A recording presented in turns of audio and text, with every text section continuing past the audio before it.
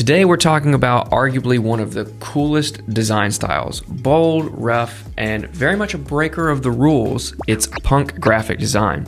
And you can probably guess this, but punk design was born from the punk movement. It didn't just appear from nowhere like anything. If you had to pick one word to describe the entirety of this style, you'd probably just go with the word rebellion. But while this style is messy and you may think it's random, there's still a lot of thought and symbolism behind the design choices made. So I'm going to show the main characteristics of the style along with some design tips so you can be sure your projects are genuine and authentic. I'm even going to show some resources where you can pull some punky elements from too. All right, first we have to cover some brief background to set the scene and get some context. Punk design emerged in the mid to late 1970s along the punk rock music scene in the UK. This was a time when youth culture was pushing back against the establishment politically, socially, and aesthetically, which is where this design style comes in. Designers like Jamie Reed, who famously created the ransom note style graphics for the Sex Pistols, set the tone for what punk visuals would become. I mean, he was essentially like the author of this style. It was intentionally messy, intentionally confrontational, and intentionally anti-corporate. The goal wasn't beauty, the goal was impact.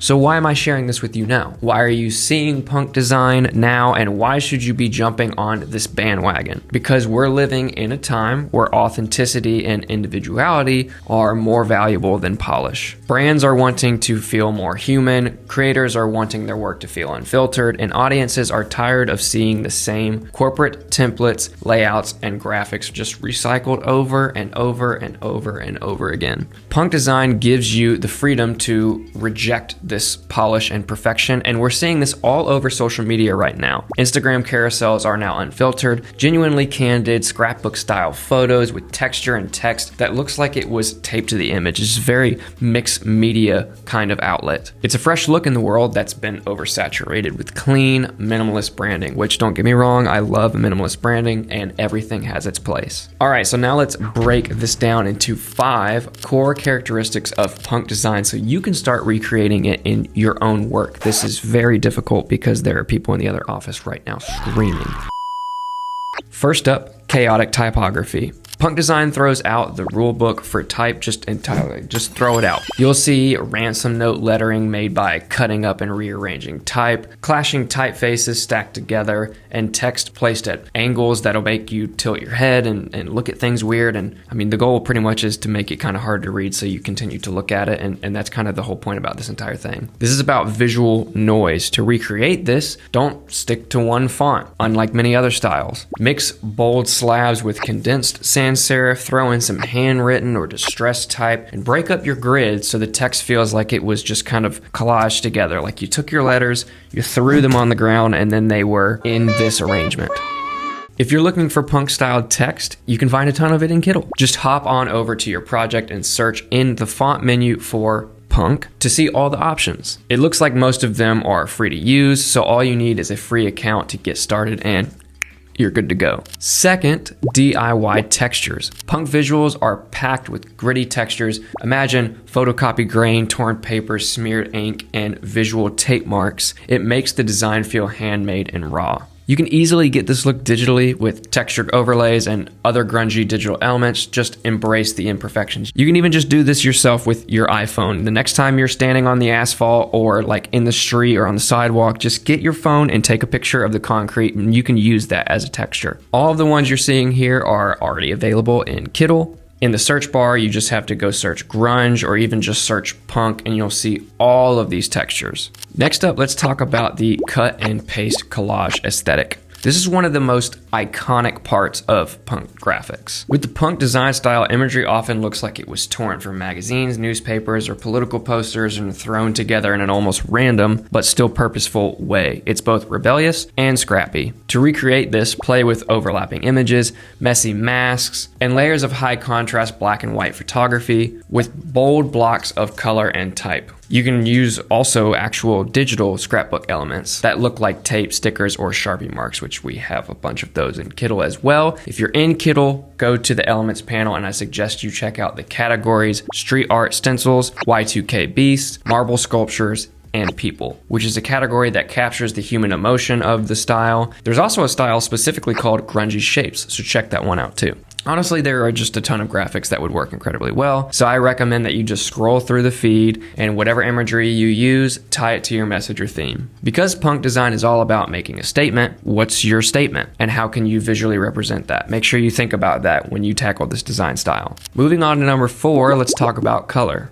Punk design isn't shy away from color, but it's not about harmony really, it's about intensity. You'll see a lot of black and white with pops of bold primaries like a neon green or pink or even a very bright red. It's about grabbing attention and kind of confronting the viewer. So to this design style, don't be afraid of high contrast color combos and unexpected pairings. I'd recommend you check out some punk style templates in Kittl for inspiration. You can use the eyedropper tool to pull a specific color from an image, or you can just use the color palette generator. This will create a palette for you from an image with just a few clicks. And our final trait is the asymmetrical and broken layouts. When it comes to punk design, just forget about alignment.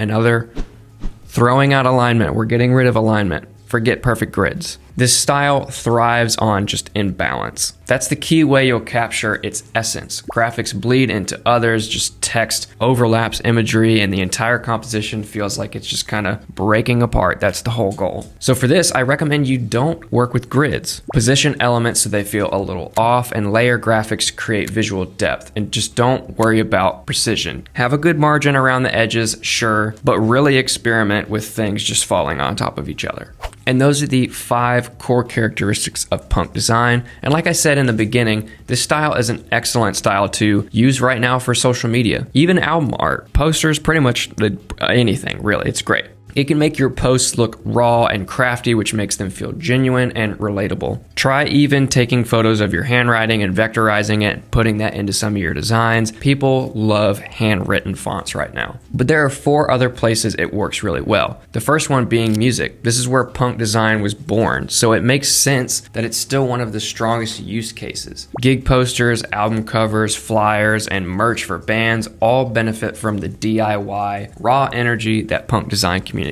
Second, fashion and merch. Punk design thrives in apparel, whether it's graphic tees, patches, tote bags, or jackets. Streetwear brands usually use punk elements to create that kind of countercultural edge. And this will definitely appeal to younger audiences, so if that's your target demographic, then give it a try, especially during a time when younger generations are leaning away from mass production and more towards vintage, one-of-a-kind, punk-like stuff. Third, branding for independent businesses. Punk design is increasingly being used by coffee shops, breweries, tattoo studios, and creative agencies that want to look rebellious, authentic, and approachable. It is a way to say, kind of, we're not like the others in a crowded market. Gritty textures, handmade type, and messy layouts and logos, menus, and packaging just helps you stand out and really let your audience know who you are, in a good way. And it can help your brand feel more personal. And fourth, social and political movements. Punk design has always had activism in its DNA, so I can't not mention that one. In the past, this was mainly in the form of like print media, flyers, posters, and signs. The same effect applies when used in the digital space, on Instagram carousels,